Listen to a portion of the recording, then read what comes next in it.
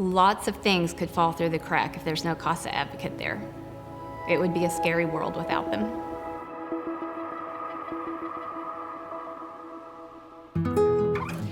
My name's Caitlin Candler. I have been a CASA advocate for 4 years now. I met Isaiah once they brought him home from the hospital.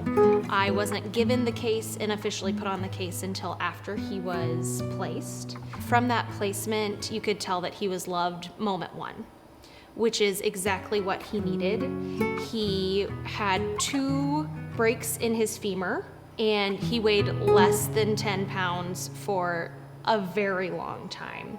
So a teeny tiny little boy, 2 breaks in his femur, had to wear a jumper all the time to keep his leg in place because he's too young for a cast, and he also had lacerations on his liver. I guess you could say that that was fortunate because they found out that he ended up with biliary atresia, and that's when the bile duct doesn't work correctly. So his body wasn't able to process food correctly, which is why he was so small. So if he had actually remained with his birth parents, he would not have gotten the treatment that he needed to live. So your heart just breaks just reading the case file. And it was one of those cases that I said, I have to do this. I have to fight for this kid. He is so fortunate in the sense that he had a foster parent almost immediately.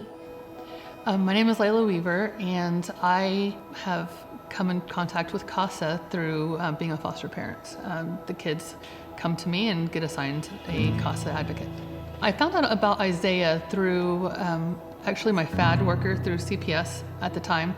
I had a little girl right before Isaiah who had broken ribs, and so she knew that I could take care of a child that had some medical needs. And Isaiah had several different medical needs. When I first met Isaiah in person, it was heartbreaking. He had multiple injuries, including a complete fractured leg. He had a brace, and he had to be in that brace for 23 hours of the day. It was devastating, actually. We didn't know anything else about him besides just his injuries because his dad was sort of being silent because of all the injuries. CASA advocates are absolutely necessary for our children. We are the only ones there specifically for the kids. And we are there to say, you know what, this kid matters. So let's really get to know this kid. Let's really make sure that they're receiving every opportunity that they need. Let's make sure they are taken care of, and we're gonna fight for that. So without CASA, kids do not have a voice.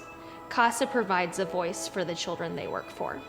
It's easy to overlook the need and overlook the trauma and overlook that your community has hurting children. And we are all just as strong as our weakest link. And the weakest link in my life was Isaiah. And that means Denton County was only as strong as the broken baby that sat in my lap. It's important and absolutely necessary for somebody to step up and say, I see you. And so the children most of the time don't get seen, and that's why they get stuck in the life of abuse or the life of neglect. And so for CASA to assign somebody to be the focal point for that child, it's most important.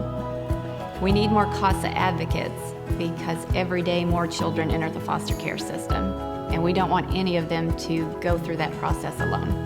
We also need financial support from the community to continue serving the children. Every little thing you do adds value to that child's life.